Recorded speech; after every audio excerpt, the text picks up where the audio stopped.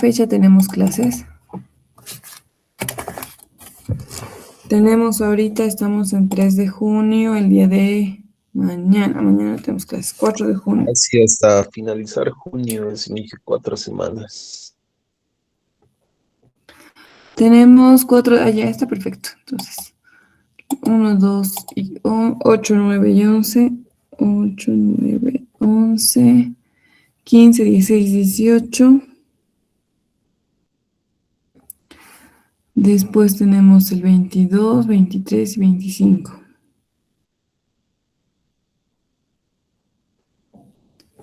Y la última clase sería el 29.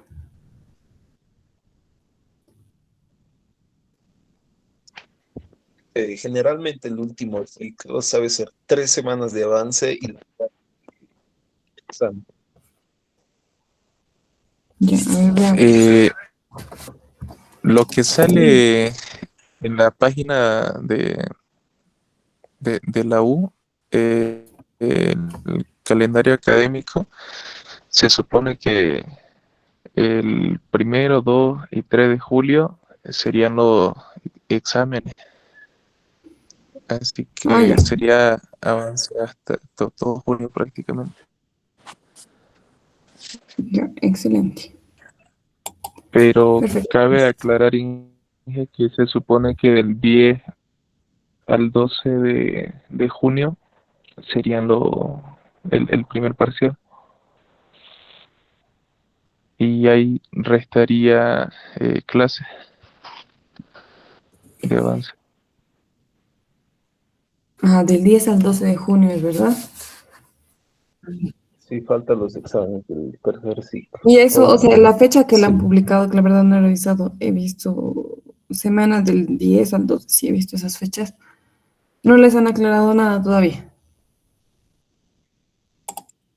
Aún no, pero quizás por la situación que sigue así, al final se deben más de los exámenes, porque no creo que nos hagan dar las últimas 2 semanas el examen de primero y luego el examen final. Sí, yo tampoco creo eso. Yo creo que igual van a tener que dar nomás de alguna forma. O sea, la situación está tan crítica ya. O bien van, dan su examen, o bien sería un examen virtual.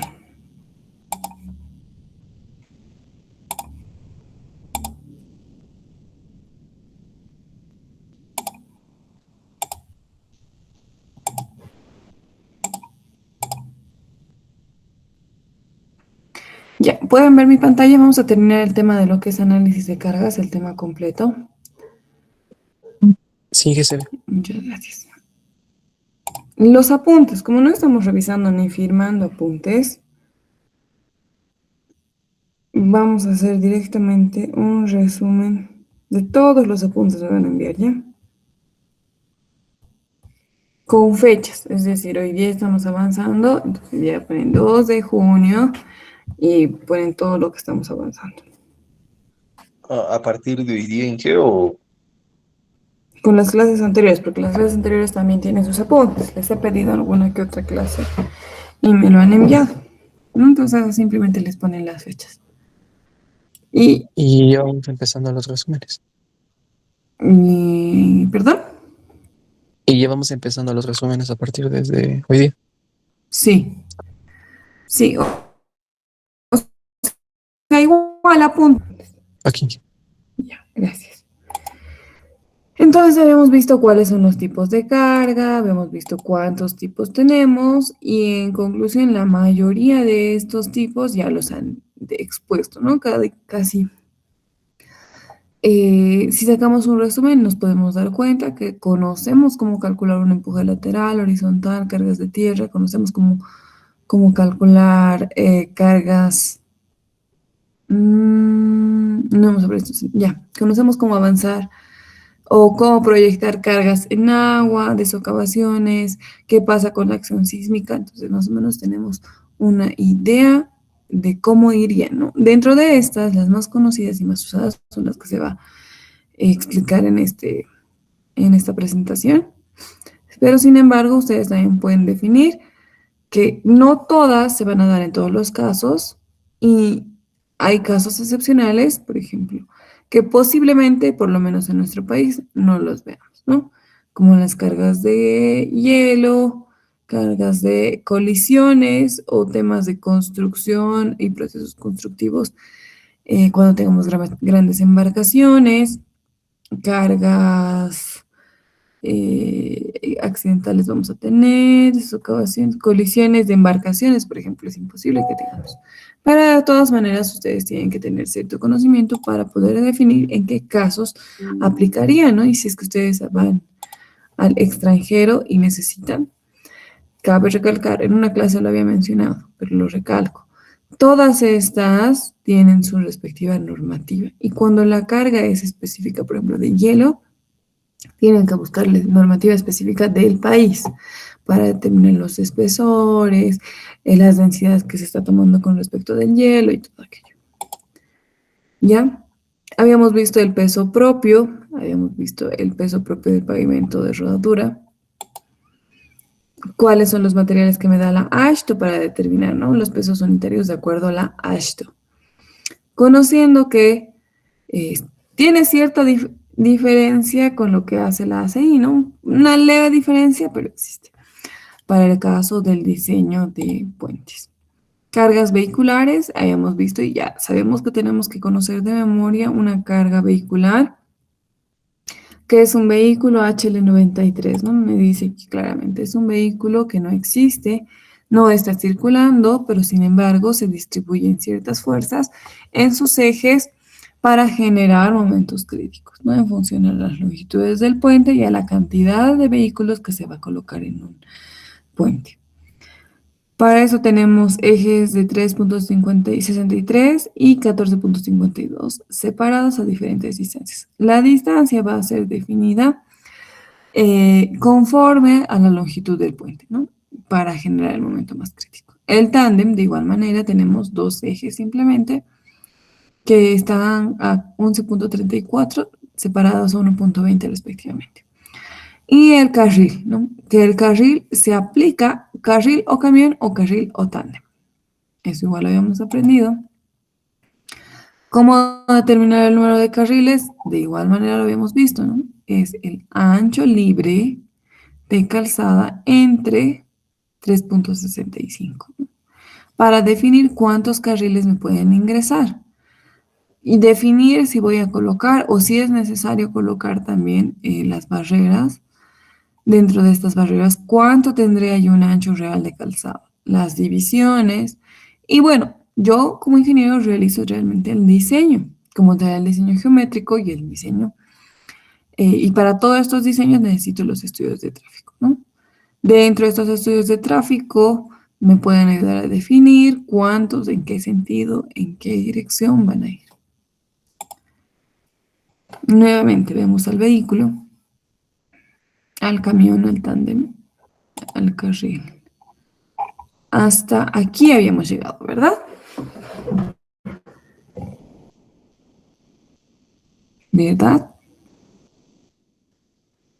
Sí, que Sí, sí. Gracias.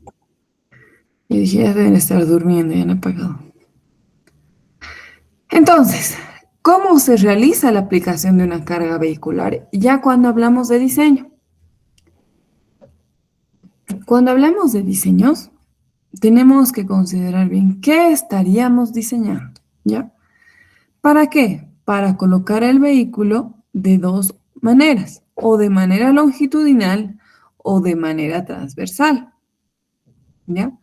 Cuando yo coloco el vehículo de manera longitudinal, es para encontrar la mayor solicitación longitudinal, obviamente, ¿no? La solicitación debida al tándem de diseño combinada con la solicitación debida al carril o la solicitación debida al camión más el carril.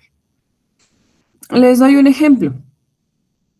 Si tengo un puente losa, el único elemento a diseñar va a ser la losa, ¿no? Como lo dice su nombre, un puente losa. Si voy a diseñar este puente losa, ¿cuál será la sección más crítica? ¿La sección transversal o la sección longitudinal?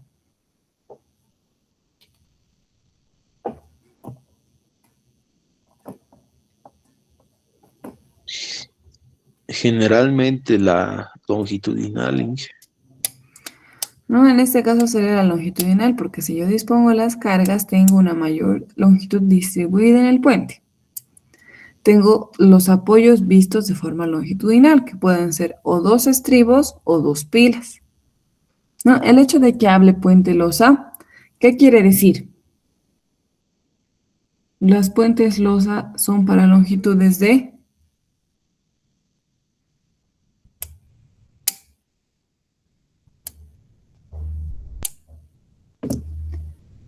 0 a 12 metros. Bien. Cuando yo hablo de una sección longitudinal, tengo que ver y evaluar que en esta sección va a disponerse una carga y voy a tener probablemente mayor longitud. Al tener mayor longitud, tengo que ver en qué sección van a estar mis apoyos. ¿Por qué no podré hacer en sección transversal? Porque si yo veo un puente en sección transversal, la pila va a ser el apoyo en toda la sección de la losa, ¿no? Pero en cambio, ¿qué pasa si tengo el segundo caso? Para empezar antes. En sección longitudinal podemos tener un caso en el cual solo dispongamos de un vehículo que me pueda proporcionar el momento máximo o de un tándem que me proporcione el momento máximo. Como habíamos visto, y a ver, les pregunto, ¿cuál de los dos y en qué longitudes me dan mayor momento?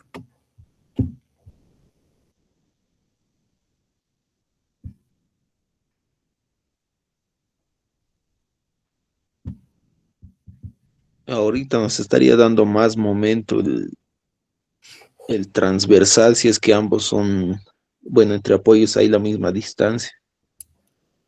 Ya, la pregunta no le he dado bien. El tándem o el carril, diré, el tándem o el camión les va a dar puente con longitud de 7 metros. ¿Cuál de los dos? El El tándem. tándem. El tándem. En un puente con longitud de 14 metros, El Dependiendo de HL, las el segundo. dimensiones, el camión, el porque este, el los camión. tres son HL. Claro, y dependiendo de las De- dimensiones, vamos a ver de qué entre el vehículo, ¿no? Pero en la mayoría de los casos, como habíamos comprobado, cuando el puente es menor a los 12 metros, funciona con el tándem. Cuando es mayor a los 12 metros, con el camión. Ya, con esta aclaración, yo ya sé más o menos un parámetro con un vehículo. Pero cuando yo tengo un puente hiperestático, ¿qué quiero decir cuando tengo un puente hiperestático? También voy a tener mayor longitud, ¿no? El doble de lo que utilizaba en puentes losa. Y cuando yo tenga un puente con mayor longitud, tengo que evaluar cuántos vehículos tengo que disponer para que se generen momentos positivos y negativos. Entonces, como ustedes pueden ver en la gráfica inferior, es también un puente hiperestático, ¿no? Que necesita generar momentos negativos y positivos al ser una estructura hiperestática. Todos estos deberán estar sujetos a una carga uniforme, distribuida, y la distribución deberá de ser mayor o igual a los 15 metros entre vehículo y vehículo. Deberán estar separados como mínimo 15 metros con 90% de la solicitación debida a la carga del carril de diseño. La distancia entre los ejes de cada camión deberá de ser tomada como 4.3 metros. Perdón, la dislexia. ¿Ya? Entonces, ese es el análisis que se va a hacer de manera longitudinal. Analizamos los elementos de manera longitudinal cuando son más solicitados. Aquí les puedo poner otro tipo de puente, un puente tipo viga losa, ¿no? Si hablo de un puente tipo viga losa, a ver, vamos a, no puedo, aquí. ¿Siguen viendo? Sí, Sí, Ya. ¿Dónde está? Ahí está. Cuando hablo de un puente tipo viga losa, ¿qué estoy hablando? En sección transversal voy a tener probablemente una barrera, después voy a tener, esto no está bien.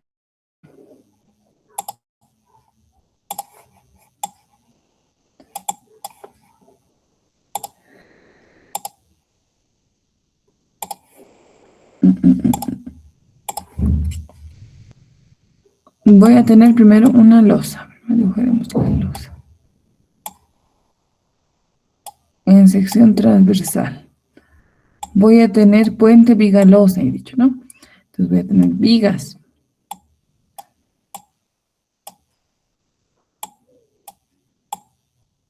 Tres vigas, cuatro vigas, no sé, la cantidad que requiramos.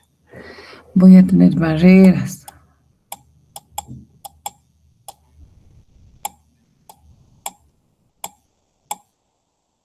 ¿No? Y seguramente todo esto va a estar apoyado en una pila.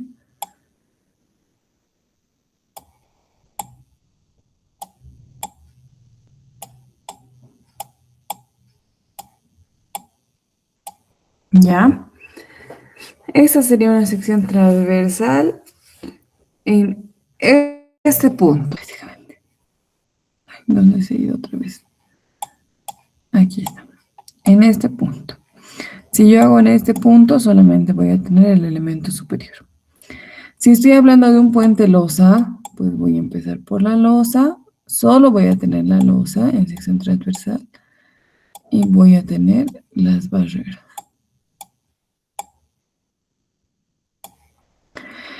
Si hablo de este punto, va a ser un estribo y el estribo va a estar dividido en toda esta sección. Si hablo de un corte en este punto, va a ser sin estribo. O de igual manera pila, ¿no? Entonces, sección transversal. Aquí estaría el vehículo. Un eje, dos ejes. Si fuera de un solo carril. ¿No? Entonces, si este puente losa, ¿ustedes creen, consideran que es útil para hacer el diseño de la losa?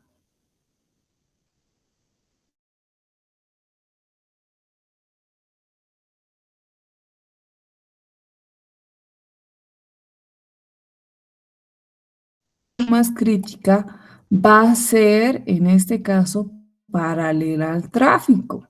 Es decir, el elemento más flexionado va a estar paralelo al tráfico. Y este paralelo al tráfico me va a dar el análisis y diseño que yo necesito. En cambio aquí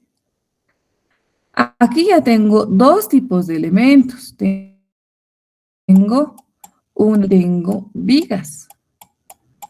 Aquí yo les pregunto, la losa la analiza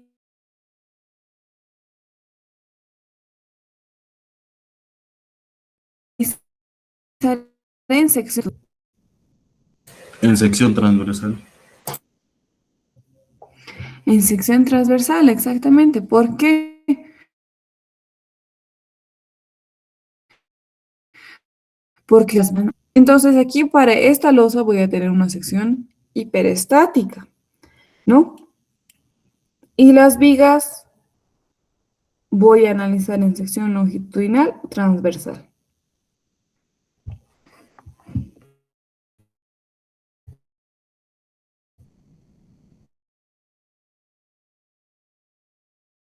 Va a ser la Longitudinal. pila. Por tanto, va a tener momentos positivos y negativos. Es así que se hace una diferenciación en función al elemento que quieren diseñar para ver cuál me va a generar la solicitación necesaria para mi diseño. ¿Ya? Es muy importante buscar las solicitaciones necesarias de acuerdo al análisis, porque ¿qué pasa? ¿Qué pasa si ustedes agarran y se confunden y la losa la diseñan en sección longitudinal? su momento último va a ser mucho menor del que deberían de utilizar. Y seguramente, pues su sección se va a fisurar. No va a cumplir la verificación por fisuración. Entonces, tómenlo en cuenta.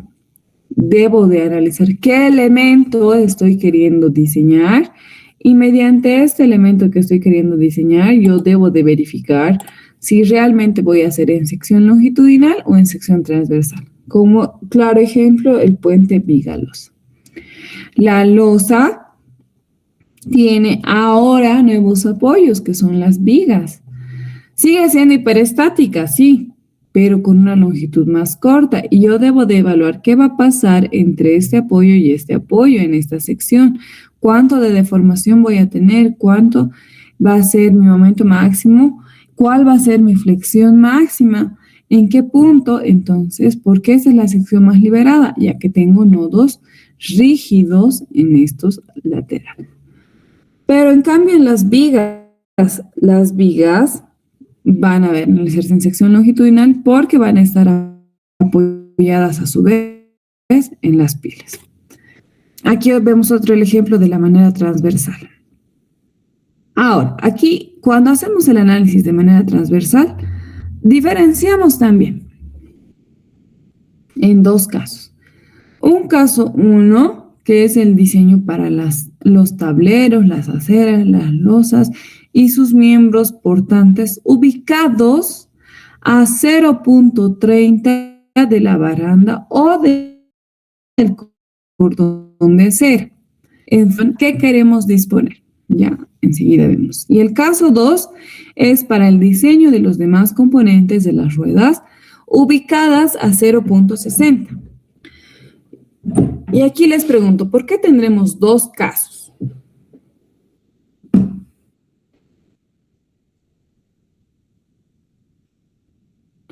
¿Por qué? Prácticamente me está hablando de una franja de borde y una franja interior.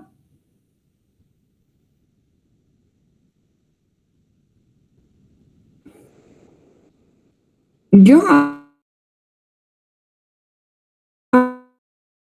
hablo de una franja. Por tanto, cuando yo quiero hacer un diseño, tengo que ver qué pasa en mi losa de borde cuando yo tengo solamente un eje vehicular y probablemente carga peatonal. Barandas, aceras, cordones, puedo tener barreras de división. Entonces, esa es una carga diferente a la que puede existir al centro del borde de la calzada, en la franja interior. La franja de borde va a disponer una carga muy diferente, probablemente mayor porcentaje de carga muerta que en el punto central del puente. En el punto interior vamos a tener más carga viva vehicular. Entonces, también se hace una diferenciación en ese sentido. Cuando analizamos de manera transversal, los elementos deberán de ser diseñados en dos franjas, en una franja de borde y en una franja interior. ¿Está claro?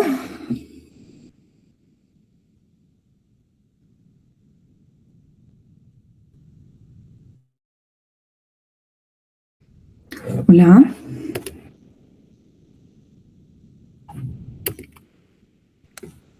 Bien, continuemos. Tenemos cargas de diseño para tableros, para sistemas de tableros, para losas superiores y para alcantarillados o puentes de tipo alcantarillado.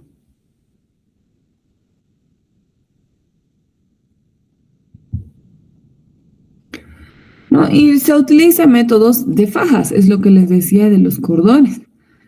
Las solicitaciones deberán de tener las siguientes bases. Si la faja primaria son transversales, su longitud es igual o menor de 4.6 metros. Y las fajas, las ruedas,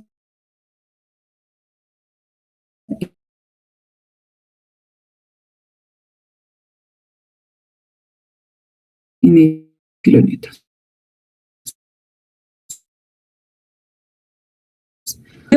52 y carga del carril.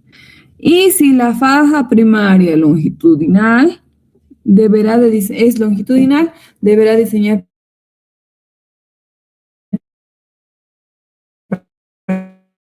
para toda la carga del carril. ¿Qué nos dice el artículo? La carga es el camión, el tándem y el carril. Si se utiliza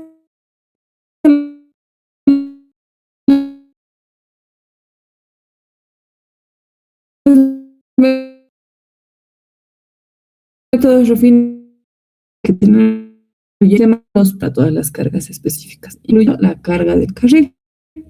Y ustedes tienen que asumir que las cargas de las ruedas son de ejes iguales para que el diseño del tablero no sea necesario considerar una amplificación de la carga.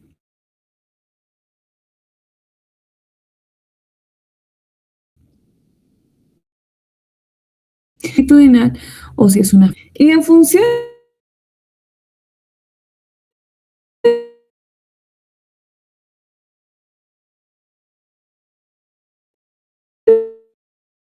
y puente, viga, losa, el elemento de la viga es faja transversal. Entonces, yo ya sé a cuál les pertenecen.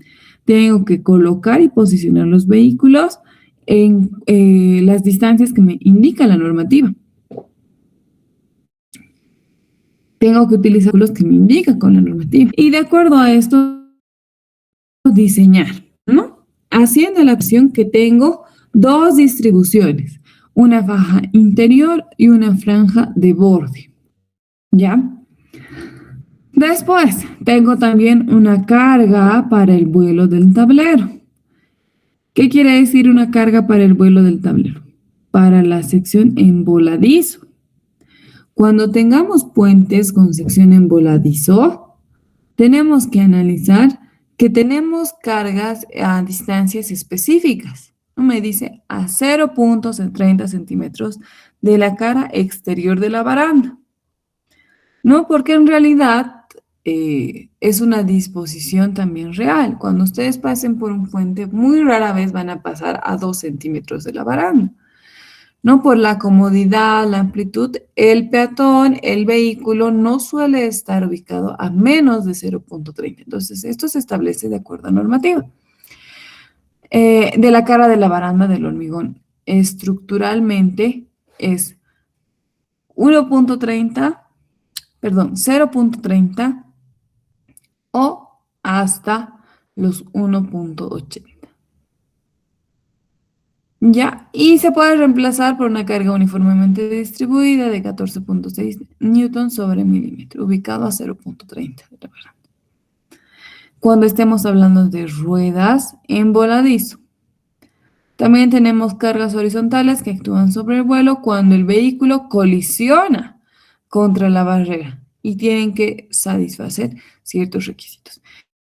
Entonces, vamos a ver cuáles pasan, cuál es la fuerza. Todo esto va a involucrar también una velocidad. Para recordar, tendríamos que saber que para hacer el estudio, el trazo como tal de la parte geométrica, también tenemos que hacer a la par el estudio de velocidades para el tema de los vehículos, ¿no? Entonces, cuando yo conozco las velocidades, tengo que admitir y aceptar que puede que existan ciertas colisiones en función a la geometría. Mayor colisión, mientras mayor curvatura exista. Si es un puente recto, pues tendré que evaluar en función únicamente a la velocidad. Ya, pero ¿qué pasa? La barrera tiene que generarse a partir de la seguridad que queremos proporcionar, ¿no? Porque es un elemento de seguridad. Es decir, si yo pongo una barrera no es para simplemente limitar al peatón, es por si existe algún tipo de accidente en el cual yo esté considerando la colisión del vehículo contra la barrera y este vehículo contra la barrera no tiende a salirse de la ubicación del puente. Es un elemento de frenado. Ya. Hablemos de la carga de fatiga. Como tal, como carga. ¿ya? Es una magnitud y configuración, es una conjunción de ambos, ¿ya? Es importante señalar esto. No es una carga especial, ya que es la misma carga del camión o el tándem en función el vehículo que me haya generado mayor solicitación. Una de estas dos, yo tengo que ver la configuración real en la cual voy a generar mayor fatiga, ¿no? Dice, será un camión de diseño con una separación constante de 9 metros entre los ejes. Se deberá aplicar el incremento por impacto y no se aplica el factor por presencia múltiple.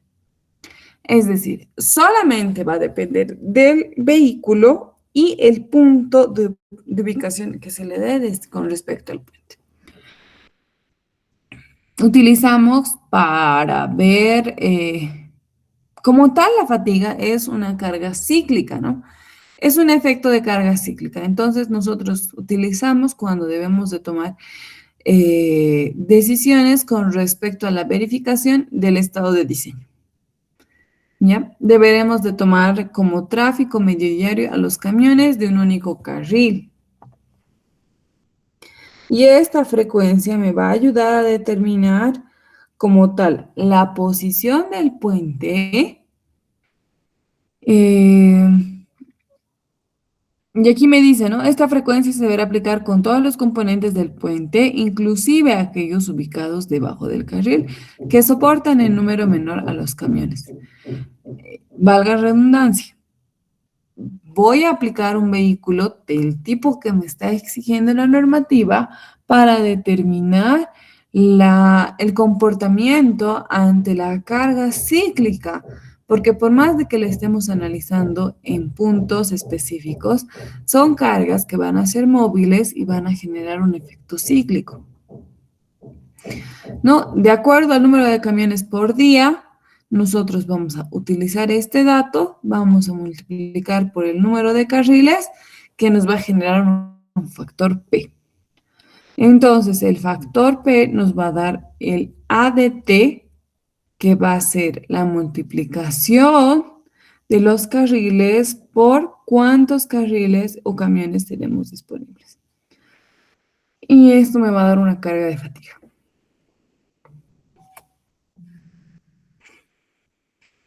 Para esto mismo tenemos que ver cuál es la disposición, en qué sector se le está colocando. Si tenemos sectores interestatales, urbanos, rurales o urbanos, ¿no? Para generar un factor de tráfico a los camiones, de acuerdo a la DT, por la fracción de camión del tráfico. Ya se distingue en distintos casos, se analiza mediante algún método refinado y se deberá ubicar un único camión de diseño transversal y longitudinal, sea el caso que estemos analizando, o longitudinal o transversal, de manera de maximizar el máximo el rango de tensiones independientemente de la posición sobre el tablero de los carriles de circulación o de diseño. Si se analiza utilizando una distribución de cargas aproximada, se deberá utilizar el factor de distribución para un carril de circulación. Esta es solo una carga, ¿ya? Existe, y no quiero que se confundan, un diseño o análisis por fatiga. ¿Ya? Esta es una carga que estamos disponiendo en función al tipo de vehículos que están circulando, a la cantidad de veces que circulan, de acuerdo al estudio de tráfico, al área, y vamos a aplicar un vehículo, que va a ser un vehículo máximo generado por, como tal, nosotros y la mayoración de estos dos factores. El número de carriles disponibles y la fracción de camiones en el tráfico dispuestos.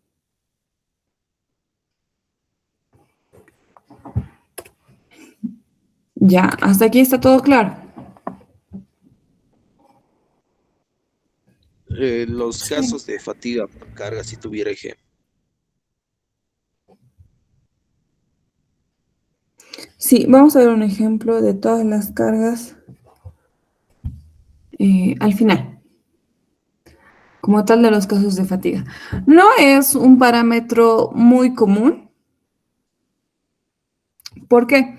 Ha reemplazado esta carga de fatiga el análisis por fatiga, del estado límite por fatiga, que lo vamos a ver en el siguiente tema. Entonces, si bien esta carga de fatiga sigue dentro de la normativa, solo se aplica para las secciones de puentes en los cuales yo conozco que voy a tener camiones que exceden la carga del camión de diseño. ¿Qué quiero decir? Veamos un ejemplo. En Bolivia, en La Paz, ahora que están trayendo verduras, frutas, pues tengo cierto porcentaje aproximado de puentes que pasan como tal de Yungas, por Villa Fátima, en las secciones de los puentes. Entonces yo tengo que hacer un análisis del número de camiones por día que están pasando en un periodo de diseño. Yo tengo que analizar ese número de camiones y lo voy a multiplicar por el número de carriles disponibles. ¿Qué va a hacer esto? Va a amplificar un poco la carga de camiones que estoy teniendo. Y yo puedo, dentro de mi diseño, justificar y decir, este puente tiene cierta condición especial y está excediendo a la carga de diseño HL93 de acuerdo a normativa debido a que se tiene un ADTT de tantos. Evaluado en este periodo de diseño. Por tanto, se modifica la carga y se utiliza una carga de fatiga. Solo para los casos exclusivamente en los cuales tengamos vehículos de alto tonelaje que excedan el HL93. ¿Ya?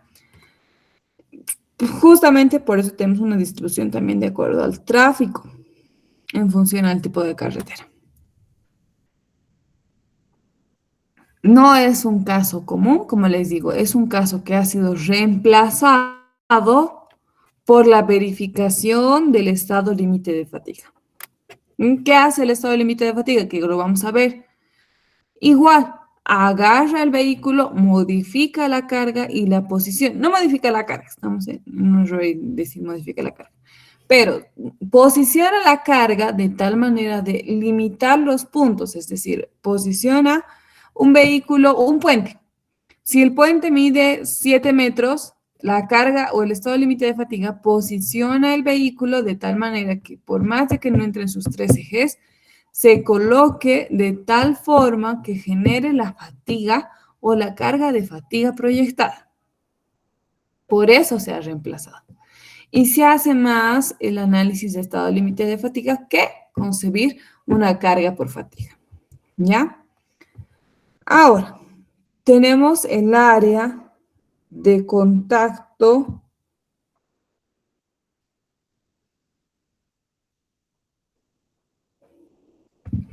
de las ruedas, ¿no? Sabemos que las ruedas ejercen una presión, que esta presión por la composición del vehículo, por la inercia del punto de ubicación de su fuerza, distribuye una presión de forma uniforme. Y tenemos áreas como tal rectangulares, ¿no? Entonces, nosotros tenemos que realizar, como tal, considerar la carga y la presión que están distribuyéndose de los neumáticos, que se distribuyen de forma. Tenemos un ejemplo de para qué nos va a servir.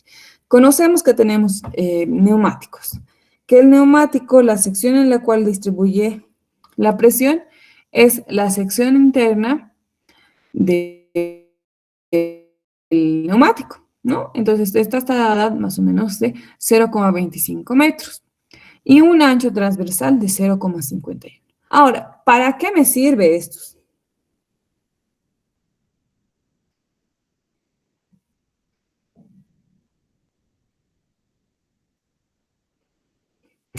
Me sirve porque tengo que distribuir cuando yo haga un análisis, un diseño para un puente tipo alcantarilla, en el cual por debajo del puente pueden disponer relleno o pueden directamente colocar una sección de alcantarilla, cualquiera de los dos casos.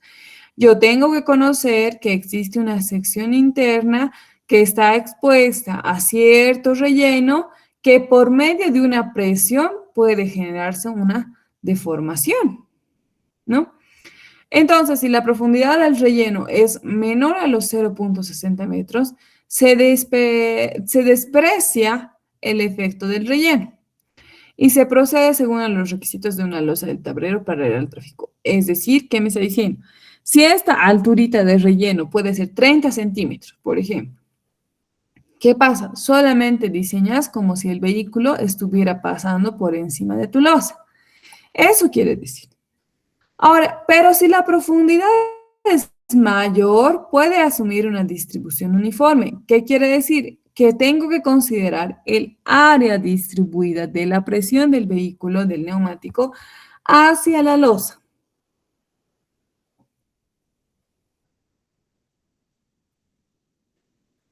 ¿No? Entonces, eso me está indicando.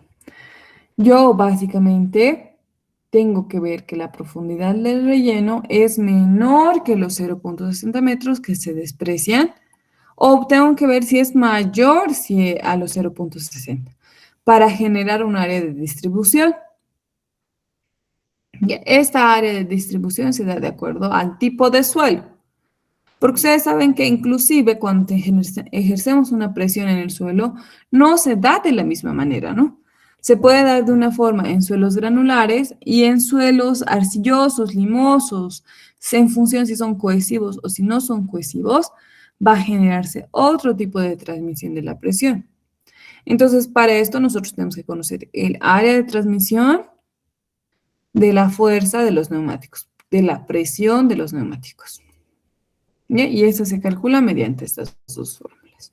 Solo, repito, en los puentes en los cuales son tipo alcantarilla o van a generar cierto relleno por encima. Muchos de estos casos lo pueden ver en carretera, ¿no? La carretera que, ¿por qué se produce este efecto? Por el nivel del terreno, por el relieve, o muchas veces inclusive por las condiciones ambientales. ¿No? Entonces, por las condiciones ambientales, yo tengo que tener en cuenta de qué pasa.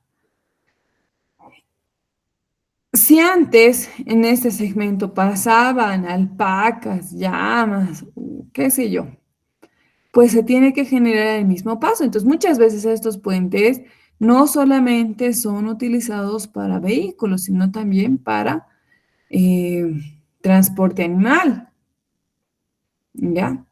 Entonces, tengo que ver si es necesario considerar esta presión o si no es necesario.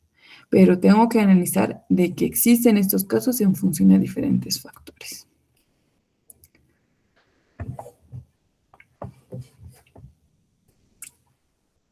Me dice, en el caso de alcantarillas,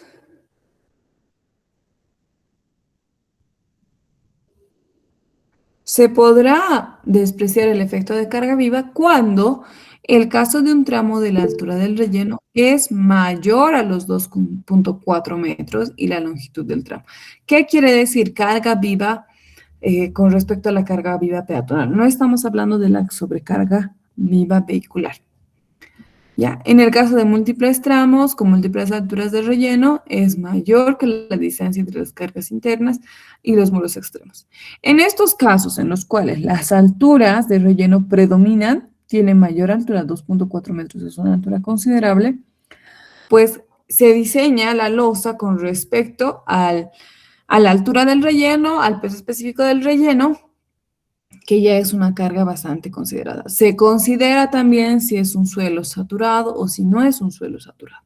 O se proyecta si es que se va a tener algún tiempo, tal vez en función a la hidrología del lugar, si va a tener aguas o niveles freáticos a futuro. Ya, porque estamos hablando de secciones que son alcantarillas, ¿no? Que pueden generarse en función están encauzando algún río o aguas servidas. Hay que ver las distintas posibilidades.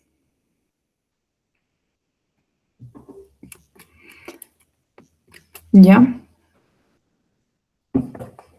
Aquí. en el factor de impacto. Cuando hablamos del factor de impacto, y esto por favor igual anótense, porque ya han visto que es importante, ¿no? Dentro de lo que es el cálculo de las solicitaciones. Para las solicitaciones, ¿cuál usamos?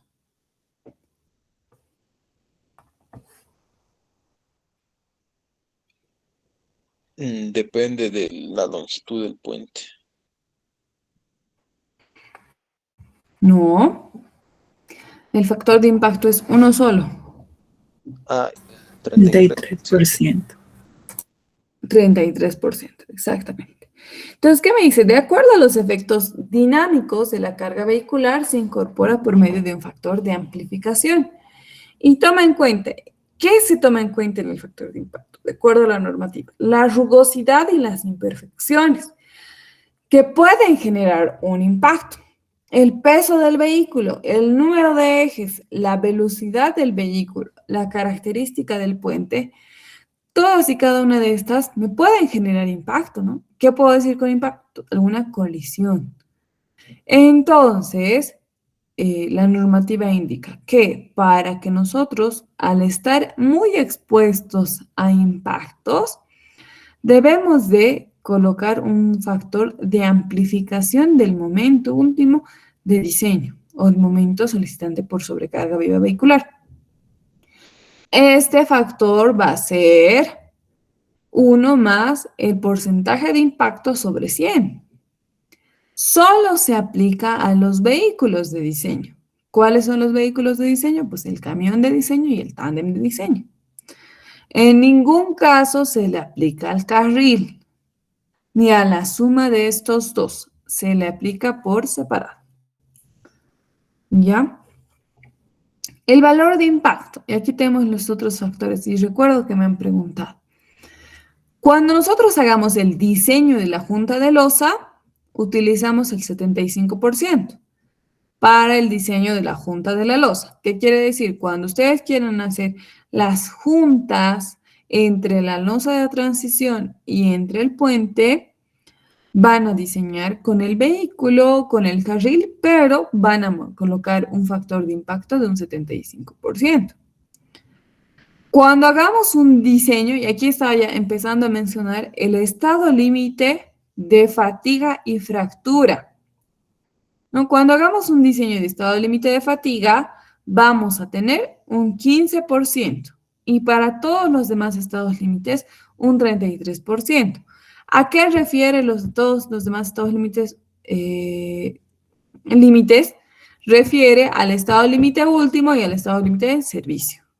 Entonces, como son los primeros con los cuales nosotros diseñamos, pues nuestra carga es la misma que hemos calculado en estas clases con el 33%. Cuando pasemos en diseño al estado límite de fatiga, pues voy a generar todo lo que estoy aprendiendo. Voy a ver la posición real que genera fatiga, la distribución de la carga que genera fatiga y voy a multiplicar el camión con un 15%, ya no con un 33%. No se mayoran las fuerzas centrífugas, ni de frenado, tampoco la carga peatonal, ni la carga del carril, como aclaración. Porque dentro de las cargas que estábamos viendo, hemos visto, ¿no? Hemos escuchado cargas centrífugas de frenado. Si bien el frenado podría tener alguna relación con el impacto, pues ya se está considerando dentro de esta carga, en el diseño de la carga viva vehicular, pues el impacto. Entonces, en todas las demás no se considera.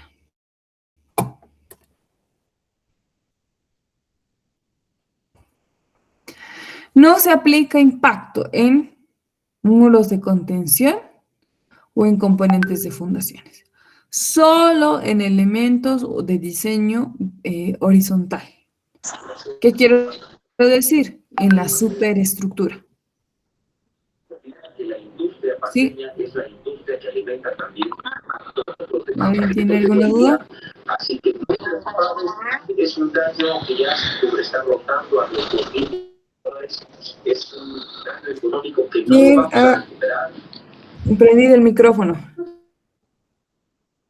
¿Tiene alguna duda?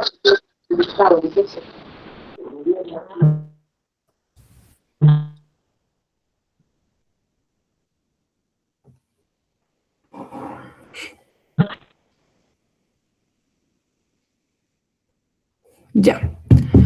No se le aplica porque la carga en teoría ya se está transmitiendo a la losa, a la viga, entonces a los muros, a los estribos y a las pilas se las diseña con una consideración diferente. Ya, por eso no se le aplica un impacto. Porque en realidad el impacto no está siendo tampoco dado de forma directa con el muro de contención, ni de forma directa con las fundaciones, ¿no? Es una transmisión indirecta que está siendo aplicada. Cuando tenemos un componente enterrado, nuevamente vamos a hablar de las alcantarillas, tenemos que evaluar el relleno.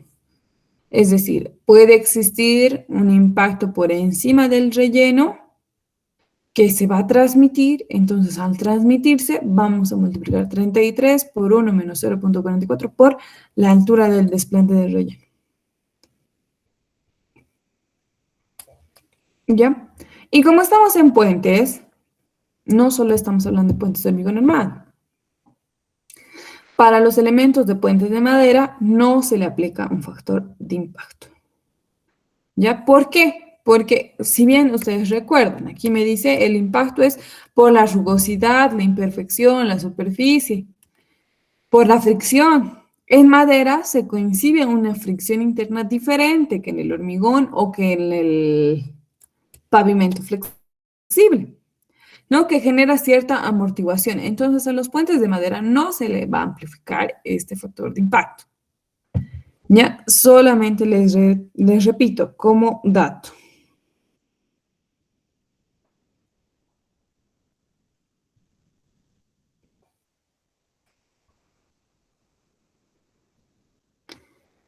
¿Ya? Ahora, en los componentes enterrados, en los componentes de madera, veamos. Otro factor muy importante para hacer el diseño. Denme un segundo.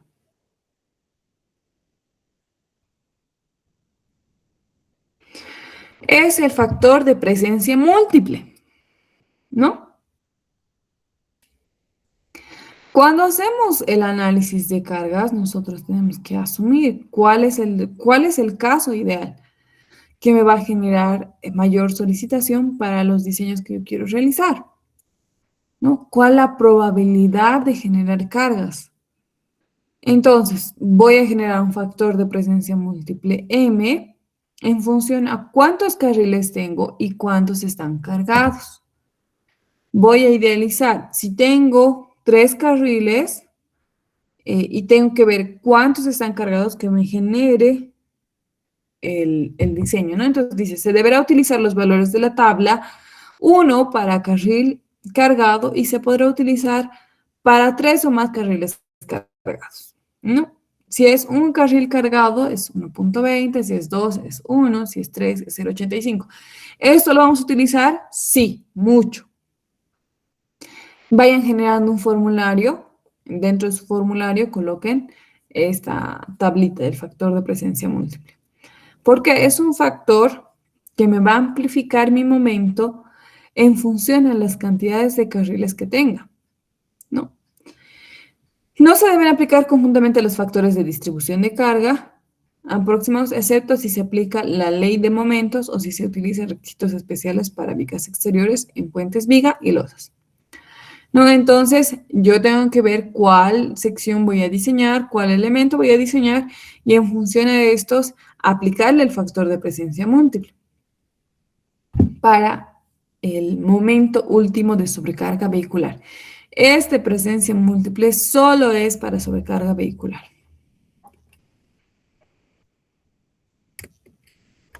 Repito, colóquenla dentro de una tablita, formulario.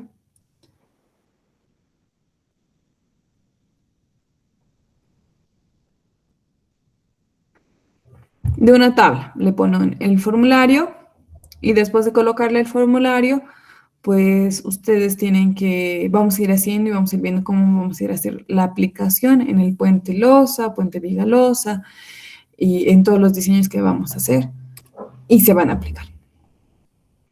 No tenemos cargas peatonales. Lo mismo en cargas peatonales, se tiene un criterio muy similar a las edificaciones.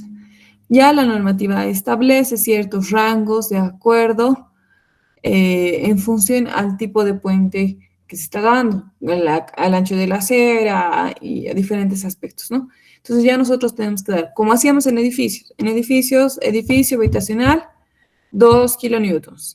En edificio de salones o cargas mayores, 3 a 5 kilonewtons, ¿no? En función si va a ser un pasillo, si va a ser escalera, si va a ser un salón, etcétera, pues hasta un máximo de 5 kilonewtons. La AASHTO igual establece para puentes vehiculares que tengan aceras o ciclovías de más de 0.60. Entonces quiere decir que va a ingresar mayor cantidad de peatones, ¿no? Se tiene de 3.6 kilonewtons sobre metro cuadrado y esta carga deberá de ser considerada simultáneamente porque no es que o está el vehículo o está el peatón. ¿No? Ustedes cuando cruzan un puente van cruzando muy a la paralela y simultáneamente a un vehículo. ¿Qué se hace? Simplemente se la coloca en la sección de la barrera. No se la coloca en el tramo del ancho libre de calzada, porque por ahí solo tendrían que circular vehículos, ¿no? Se hace una consideración y cuando ustedes diseñen, pues colocan en su memoria de cálculo. Las cargas que están dispuestas son conforme a la disposición de normativa y no deberá de colocarse otra disposición, a menos de que exista algún tipo de puente en el cual se diseñe, tal vez por temas de turismo, qué sé yo, y dispongan al centro. Entonces, donde va a estar proyectado el peatón, deberá de estar dispuesta la carga peatonal, ¿ya? En función a y simultáneamente la carga vehicular, ¿no? Si la acera puede ser removida a futuros, deberá de ser aplicada 0.30 del tablero. Si puede ser ampliada o reducida, pues de igual manera tiene que ser. Y pues igual en la AASHTO ahí está la normativa en la cual especifica para el diseño de pasarelas, que estoy segura que ustedes ya la han revisado. Ya, aquí vamos a hacer una pausa en fuerzas centrífugas.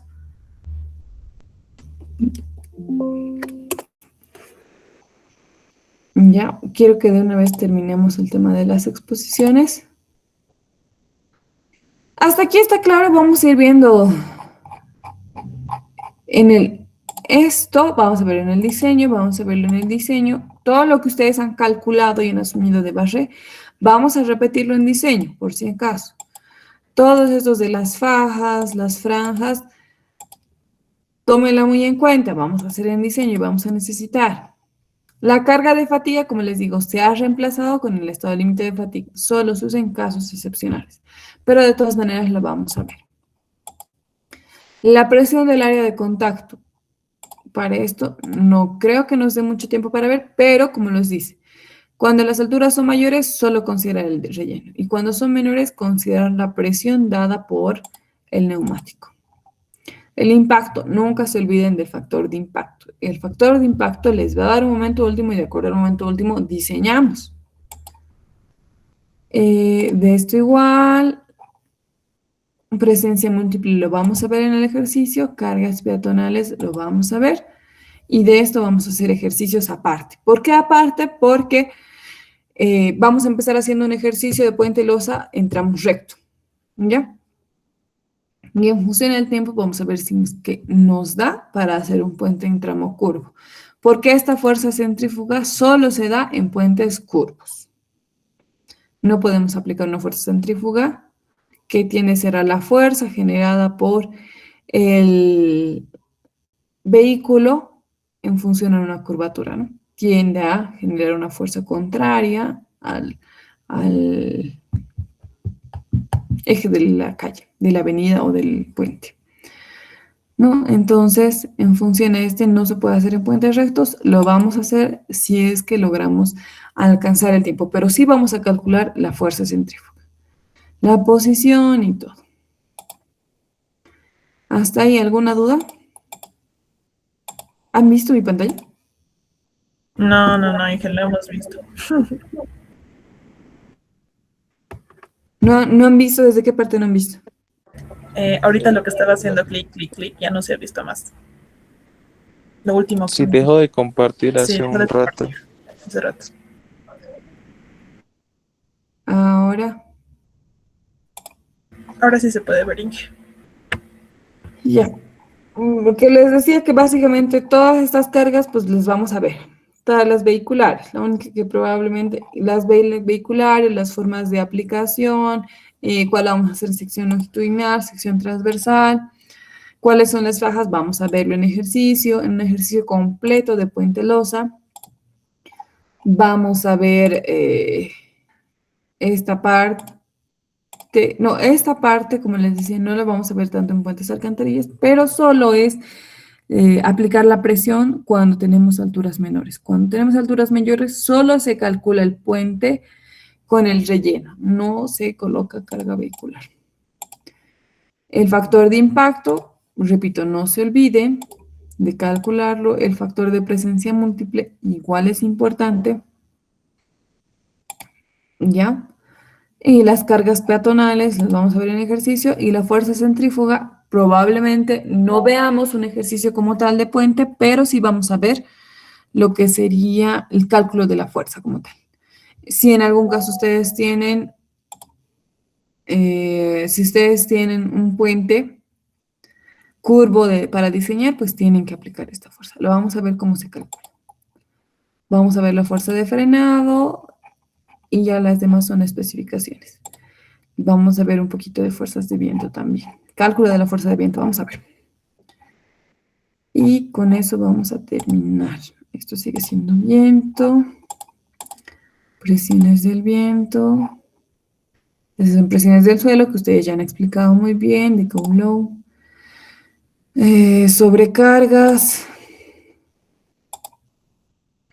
Empujes verticales del suelo. Entonces, mucha parte de la que ustedes ya han expuesto, solamente vamos a dar un repaso.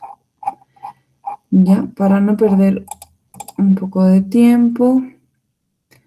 Y vamos a hacer estos ejercicios. Ah, sí, estos ejercicios vamos a ver. ¿Ya? Todo lo demás visto hoy espero se haya entendido, pero de todas maneras lo vamos a repetir. Con que ustedes lo hayan notado, las partes importantes. ¿Se aplica en este caso? ¿No se aplica en este caso? ¿Es importante tomar en cuenta? ¿No es importante? Y solo se tomen esos aspectos. Cuando hagamos el ejercicio lo vamos a entender mucho mejor. Ya, entonces, alguien que esté con la disponibilidad para la exposición, y si no, hoy es la última oportunidad, no hay más. Inge, buen día. Yo, por favor. Ya. Ok, se está compartiendo, ¿verdad? Sí, ahora sí. Ok, ok.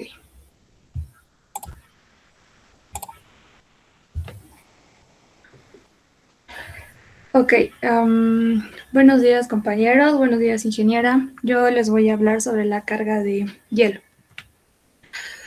En definición, las cargas de hielo representan diversas presiones o fuerzas, pueden ser estas dinámicas, estáticas y verticales, que las masas de hielo ejercen sobre los componentes estructurales de un puente. La determinación de estas fuerzas requiere evaluar el espesor del hielo, su dirección de movimiento, la altura a la que actúa sobre la estructura. Ya lo que aquí debo agregar es que las cargas de hielo son acciones ambientales extremas, no un bloque estático. Cambia sus propiedades según el clima. Y también aquí algo que debo recalcar es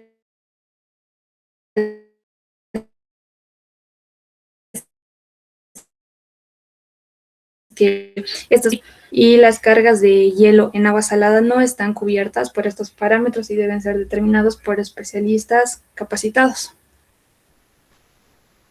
Y, a ver, la aplicación de la carga sobre la estructura. La norma nos establece que las fuerzas de hielo actúan e impactan sobre las pilas del puente a través de 4 mecanismos principales. El primero es la presión dinámica, que es provocada, ¿no?, por capas o témpanos de hielo que se encuentran en movimiento, transportados por el curso de agua, las corrientes o el viento.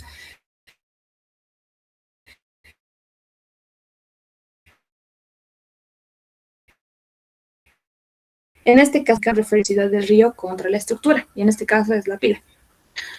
Como segundo punto, la presión estática, provocada por los movimientos térmicos naturales de las capas de hielo. Acá vemos la estática con la expansión térmica. El hielo se expande horizontalmente antes de derretirse y eso genera que aprieta las presiones debido a la presencia de presas colgantes o barreras de hielo desintegrado que se acumula entre las pilas. En este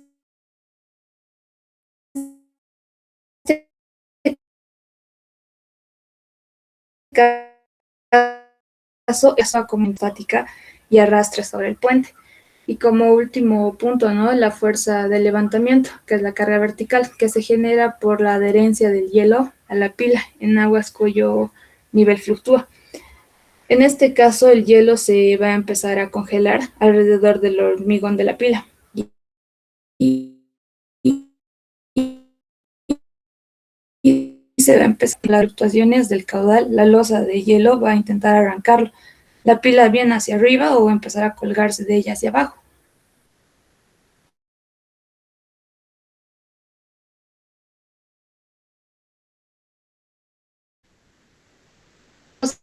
En casos horizontales, ejerce sobre la pila. Requiere evaluar secuencialmente las propiedades del entorno geográfico, el clima y la geometría de la estructura. Y eso tiene, ¿no? Se divide en pasos. El primero de ellos es la determinación de las propiedades físicas del hielo. En este caso vamos a hablar de la resistencia efectiva a la trituración. La norma nos da valores tabulados basados en la temperatura y el nivel de desintegración del hielo. En este caso es la presión que el hielo soporta antes de pulverizarse. La Ashton nos da estos 4 valores, que es de 0.38, 0.77, 1.15 y 1.53.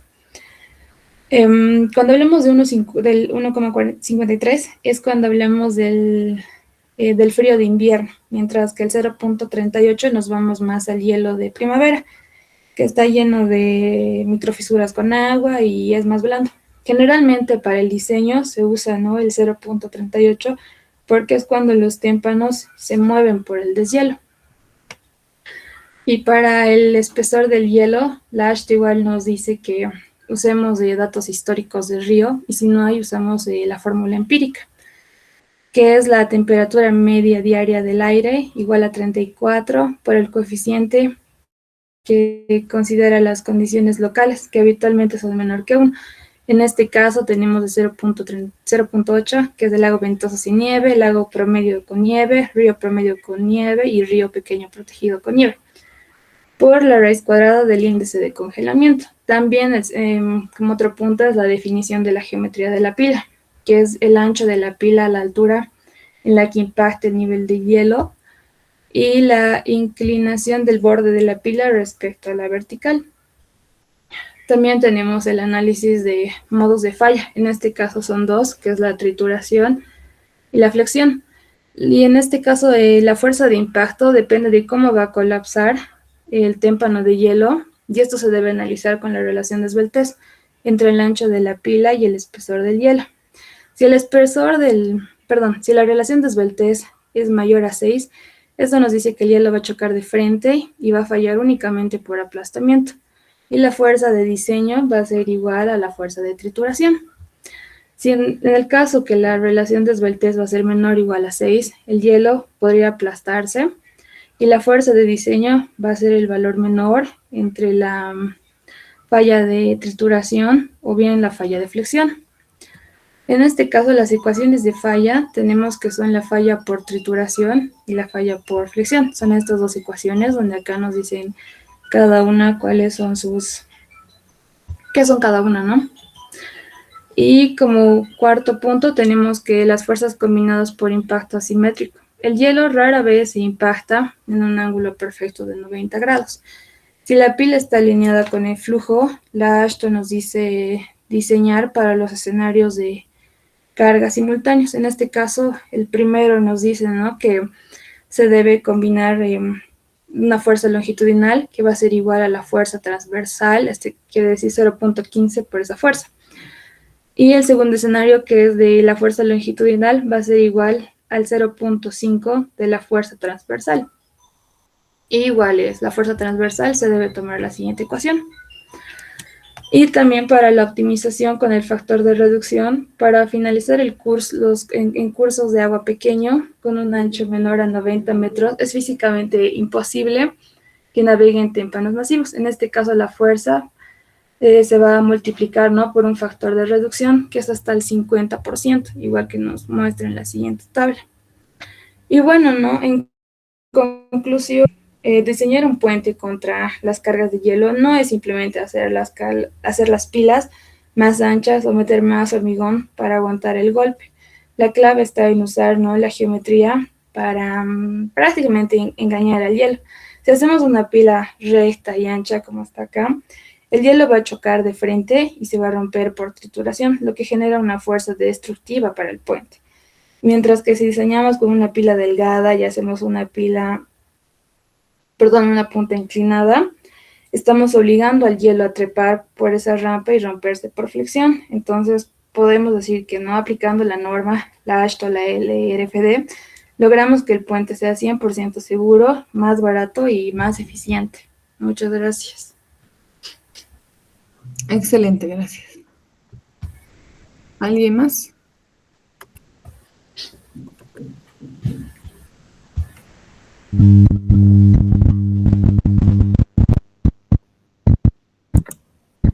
Inge, ¿se ve? Sí, Hola. se puede ver, se puede ver. Inge, yo estaba, bueno, el de mí es sobre ¿qué es la fricción negativa? Pero más que todo me apareció en fenómenos de fricción negativa en pilotes. Sí, está bien. Ya, ahorita le muestro, no sé cómo se mueve esto. Ahí está. Bueno, los pilotos o pilotos trabajando de punta generalmente se apoyan en un estrato resistente que se localiza a cierta profundidad, como el estrato de apoyo. También he encontrado, bueno, en ciertas partes, que es la fricción negativa de lo mismo. Bueno, el mecanismo ocurre porque al estar los pilotes apoyados en un estrato poco comprensible, el suelo en proceso de consolidación desciende a una velocidad mayor que estos, transfiriendo de parte de su peso al campo de pilotes, que es ahí está. Al campo de pilotes, generando con ello fricción negativa. Ya, bueno, aquí tenemos un ejemplo de un pilote sometido a fricción negativa, como lo vemos, y ahí nos dan algunas fórmulas que son... Ay, no.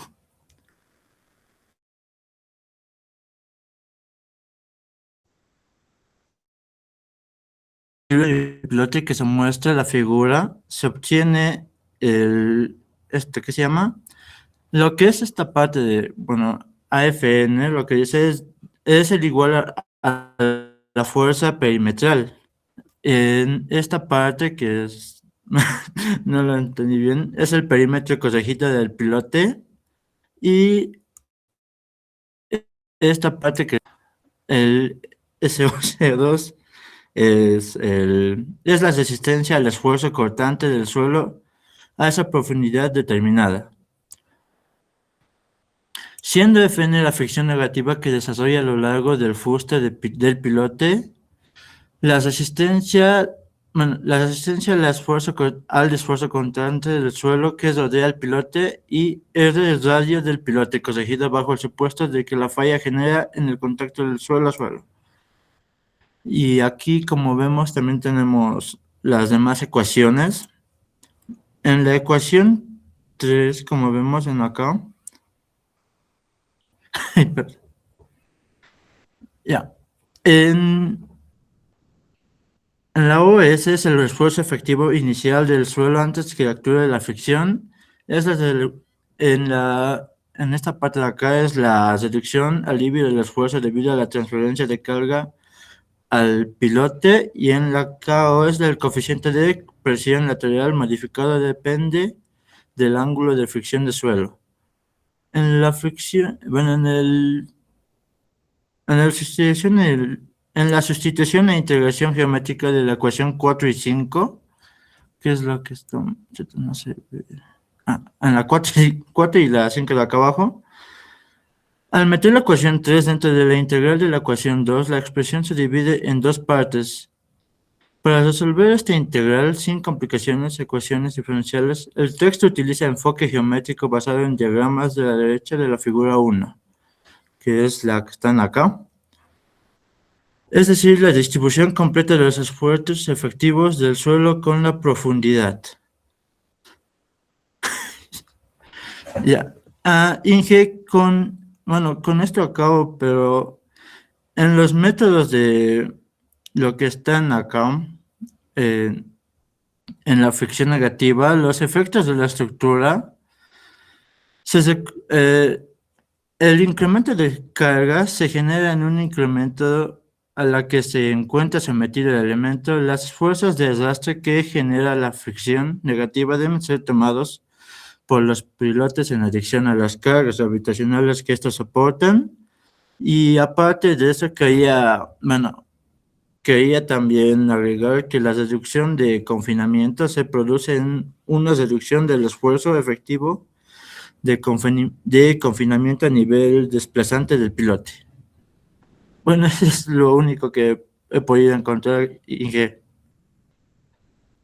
¿Verdad? Ya. Está bien. Entonces, ahorita ya habíamos terminado la clase. Nos vemos el día jueves, por favor, chicos.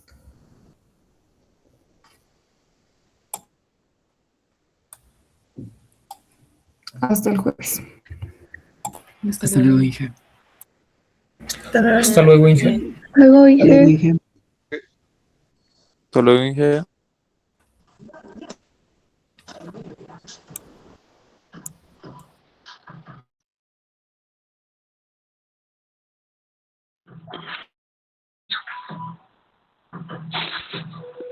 Julio.